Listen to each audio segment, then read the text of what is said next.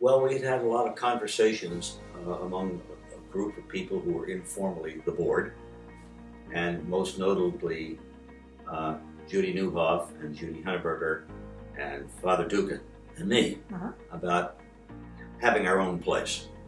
And we looked at a variety of places around for real estate that was for sale, and nothing was particularly available. And anyways, we were looking for places. And I happened to be driving down University one day, and I saw a for sale sign on this little tiny house on the corner. And I thought, gee, that's interesting. So I called up the guy, asked him, is this really for sale? He said, yes, it is. He said, how much do you want for it? He said, $90,000. He said, interestingly, I offered it to SMU as a gift, and they turned it down. I called up the diocese, and I asked the diocese if they would be willing to help us finance this, give us a mortgage or whatever. And in very short order, they said yes, they'd come up with $70,000 of the $90,000 that we needed to buy it. So I said, great. So it was all verbal, with no contracts, no letters. I called up Tommy Newhoff, and I said, Tommy, if you put up $10,000, I'll put up $10,000 for our $20,000 equity. We can buy it. He said, deal. Let's do it. So one telephone conversation. So we bought it.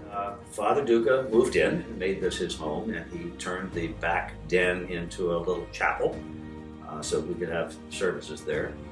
And everything was running around smoothly, so we said, well, now we need to build a new place here. How are we going to do that? So Andy Nagurny was an architect. He had done some things for the diocese. So I called him up, told him what we were interested in doing, and I think it was Father Duca and I and Judy Henneberger and Judy Newhoff sat down with him and chatted. He said, I'll put up a preliminary plan for you, which he did, and then he developed a full-blown plan. And so that's really good. This was not just the four of us doing this. We discussed it with a larger group of people. And we said, well, now we have to find a contractor to do it. We were about to start construction. And Judy Henneberger got a call from the powers that be at the development office of SMU. And they wanted to meet with us.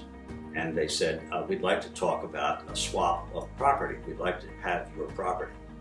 And they had views of having a street just south of here that was all going to be campus ministries. But they were offering that as a leasehold improvement, a 100-year leasehold improvement. So I said, now you want to swap our fee simple interest property for a 100-year leasehold improvement? I said, it doesn't make sense. So this went round and round and round. And finally, this gentleman got very frustrated, and they showed us the development plan for the campus, which was all east and south, which is largely filled out right now, including a little bit over the Central Expressway. And he said, you're going to be right in the middle of our campus. I said, yes! Perfect! So Judy and I got up, excused ourselves, and said, see ya. So we started raising money. 800 was the goal, and we got about 650,000 fairly quickly. And we kind of hit a slowdown, got a speed bump in the whole thing. And Tommy Newhoff said, I'll put in the other 150, let's just do it. so that's, but his condition was that it be named after his mother, the Newhoff Catholic Student Center. So that's what we got there. So we built it. But anyway, it all worked out very well. As I said, it was fairly quick.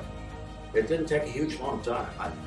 12 to 18 months max from the day we bought the house to the day we finished it. That was a lot of fun. We had a good time.